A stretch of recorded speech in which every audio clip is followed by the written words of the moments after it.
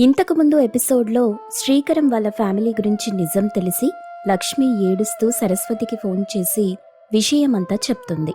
అప్పుడు సరస్వతి ఊరొచ్చేయమనంది. ఫోన్లో లక్ష్మి మాట్లాడటం శారదమ్మ రాణి ఇద్దరూ విన్నారు. లక్ష్మి తన బట్టలు వస్తువులు అన్నీ సర్దుకొని ఊరెళ్లడానికి రెడీ అయి బయటకొస్తుండగా ల్యాప్టాప్ చూసి ఆగిపోతుంది. ఇంతకు లక్ష్మి ఊరెళ్తుందా లేదా తన చెల్లెలు సరస్వతిని కలుస్తుందా లేదా ఈ ఎపిసోడ్లో చూద్దాం.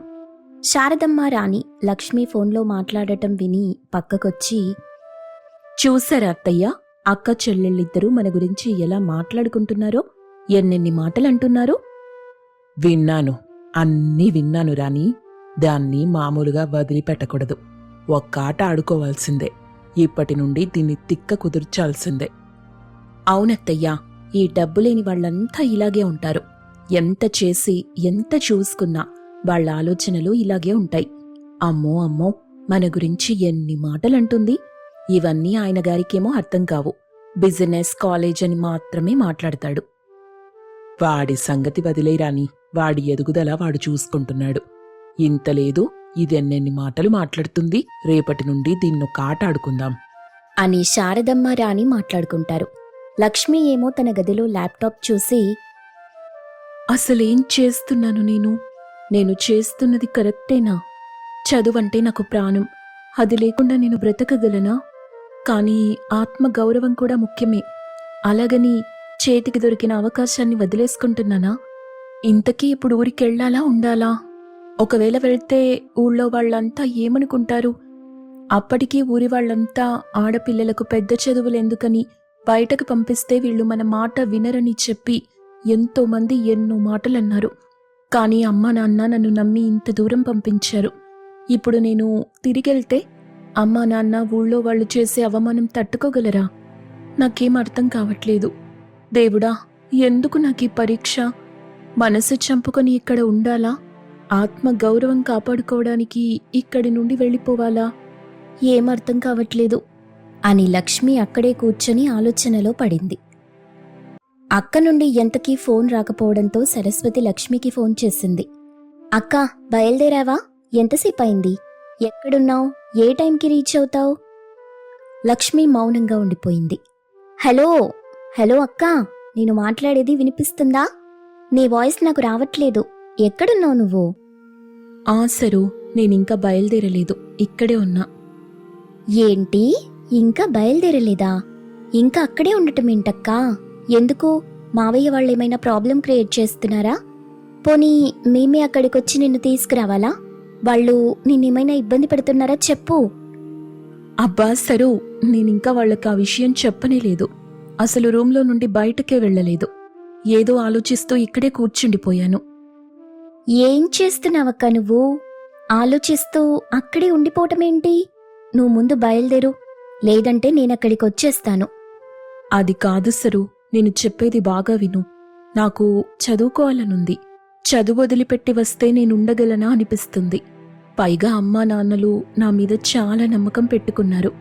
అలాంటిది ఇప్పుడు వాళ్ల దగ్గరికొచ్చి నేను చదువుకోలేక తిరిగొచ్చేశానని చెప్తే ఎలా ఉంటుంది? నేనలా వచ్చేస్తే వాళ్ళు ఊళ్ళో వాళ్ల ముందు తలెత్తుకొని తిరగలేరు. అందుకని ఏం చేయాలనుకుంటున్నావు? ఏం చెప్దామనుకుంటున్నావో సూటిగా చెప్పక్కా. నేనిక్కడే ఉండాలనుకుంటున్నాను. కష్టమో నష్టమో ఎలాగైనా ఇంటర్ని పూర్తి చేయాలనుకుంటున్నాను. పైగా ఫ్రీ చదువు. ఇప్పుడు దీన్ని వదులుకొని అక్కడికొచ్చి అవమానంగా తలదించుకోవటం కంటే ఇక్కడే ఉండి అన్నింటినీ ఓర్చుకుంటే బాగా చదువుకోవచ్చు కదా. నువ్వే చెప్పావు కదక్కా వాళ్ళు నీ గురించి ఎలా మాట్లాడుకుంటున్నారో. అందుకని వాళ్ళేం చేసినా భరిస్తావా? భరిస్తాను సరు. మనం బాగా చదువుకోవాలి, గొప్పవాళ్లుగా అవ్వాలి. అమ్మా నాన్నల్ని ఆనందంగా చూసుకోవాలంటే వీళ్ళేం చేసినా భరించటం తప్ప వేరే మార్గం లేదు. అయినా ఎంత కష్టపెట్టినా వాళ్ళ కాలేజీకి మంచి పేరు రావాలి కాబట్టి నా చదువు కడ్డురారనుకుంటున్నా. అందుకే ఆగిపోయాను. ఏమో అక్క, ఏం చెప్పాలో నాకు అర్థం కావట్లేదు. నువ్వు చెప్తుంటే నిజమే అనిపిస్తుంది. కానీ లేదు, ఏం లేదు. ఇంతకు మించి వేరే దారే లేదు. మావయ్య ల్యాప్టాప్ ఇచ్చాడు కదా, రేపటి నుండి నేను ఆన్లైన్లో క్లాసులు అటెండ్ అయి ఫస్ట్ ర్యాంక్ తెచ్చుకుంటాను. తొందరలో ఎగ్జామ్స్ ఉన్నాయి. ఈ విషయం మనిద్దరి మధ్య ఉండాలి. అమ్మా నాన్నకి తెలియకూడదు. నా మీద ఉన్న ప్రేమతో ఈ విషయాన్ని వాళ్ల ముందు బయటపెట్టనని నాకు మాటివ్వు. లేదక్కా, నీకు మాటిస్తున్నా. నేనమ్మా నాన్నలకి ఈ విషయం చెప్పను. కానీ నీ గురించి ఆలోచిస్తుంటేనే అక్క భయమేస్తుంది. నువ్వు జాగ్రత్తగా ఉంటావని నమ్ముతున్నా. ప్లీజ్, దయచేసి ఏదైనా జరిగితే కనీసం నాతోనైనా షేర్ చేసుకో. నీకు తెలుసుగా, నువ్వంటే నాకు చచ్చేంత ప్రేమ. నాకు తెలుసు సరు, నేను చూసుకోగలను. నాకేదైనా కష్టం అనిపిస్తే నీకు ఫోన్ చేసి మాట్లాడేసి భారమంతా దించుకుంటాను. నువ్వు నా గురించి ఆలోచించి నీ చదువు పాడు చేసుకోకు. నీకు కూడా 10th క్లాస్ ఎగ్జామ్స్ మొదలవుతున్నాయిగా. బాగా చదువుకో, ఫస్ట్ ర్యాంక్ తెచ్చుకోవాలి, గుర్తుపెట్టుకో. సరే అక్క, బాగా చదువుతాను, ఉంటాను అని ఏడుస్తూ ఫోన్ పెట్టేసింది. లక్ష్మి కూడా ఫోన్ పెట్టేసి బాధపడుతూ నిద్రపోతుంది. ఆ రోజంతా తనేం తినకుండా గదిలో నుండి బయటకి రాకపోయినా ఎవరూ పట్టించుకోరు. శ్రీకరం తను బాగా చదువుతుందనుకుంటాడు. మరుసటి రోజు తలుపు దబాదబా బాధేస్తుంటారు. లక్ష్మి ఒక్కసారిగా ఉలిక్కిపడి లేచి బయటకొచ్చింది. ఏంటే పొద్దెక్కింతసేపు అవుతున్నా మహారాణి గారికి బయటికి రావాలనిపించలేదా? తనకి బెడ్ కాఫీ ఇచ్చి మరీ లేపాలేమో అత్తయ్యా. లేదమ్మమ్మా, అలసటగా ఉండటం వల్ల ఏదో ఆదమరిచి నిద్రపోయాను. మీ అమ్మ బాబు కష్టపడి చదువుకోమని ఇక్కడికి పంపిస్తే నువ్విలా హాయిగా తెల్లారేదాకా పడుకుంటావా? ఏ మీ ఊళ్ళో కూడా ఇలాగే నిద్రపోయేదానివా? ఈవిడగారిని నమ్మి ఆయన గారు అక్కడి నుండి ఇక్కడికి పిలిపించి మరీ కాలేజ్లో ఫ్రీ సీట్ ఇచ్చి చదివిస్తుంటే ఇలాగే తయారవుతారత్తయ్యా. ఎవరినెక్కడుంచాలో అక్కడుంచితేనే దేని విలువైనా తెలుస్తుంది. నువ్వు చెప్పింది నిజమే రాని. కాలేజ్కి వెళ్ళినన్ని రోజులు ఏమో పొద్దున్నే లేసి టిప్ టాప్గా తయారయ్యి వెళ్ళేది. ఇంట్లో కూర్చొని చదువుకోమనగానే ఇదిగో ఇలా సూర్యుడు నడినెత్తి మీదకొచ్చినా కూడా మనం వచ్చి నిద్ర లేపే వరకు లేవలేదు. ఎందుకు లేస్తుందత్తయ్యా? కష్టపడి చదివితే మన కాలేజ్కి ఫస్ట్ ర్యాంక్ వస్తుందేమోనని చదవటం మానేసినట్టుంది. ఇప్పుడు ఈవిడ కాలేజ్కెళ్ళి ఈవిడ గారి అందాన్ని సోకుల్ని చూపించడానికి వీల్లేదు కదా. ఇక ఈ చదువులన్నీ నాకెందుకులే అని హాయిగా రిలాక్స్ అవుతున్నట్టుంది. ఆగు, ఈ విషయం వెంటనే శ్రీకరానికి చెప్తాను. వద్దమ్మమ్మా, ఏదో పొరపాటు జరిగింది. ఈ ఒక్కరోజుకి నన్ను క్షమించొదిలేయండి. ఇప్పటి నుండి మీరు చెప్పినట్టే వింటాను. ఈ విషయం మావయ్య దాకా తీసుకెళ్ళకండి, మళ్ళీ నా చదువు పాడైపోతుంది. అప్పుడే అక్కడికి శ్రీకరం వచ్చాడు. ఏంటి అందరూ ఒక్కచోట చేరారు? ఏంటి లక్ష్మి, ఇప్పుడే లేచావా? రాత్రంతా బాగా చదివావు కదా. తొందరలో ఫస్ట్ ఇయర్ ఎగ్జామ్స్ ఉన్నాయి. కావాలంటే కొన్ని రోజులు నిద్ర వదిలి, అంతేగాని ప్రిపేర్ అవ్వటం మాత్రం మానేయకు.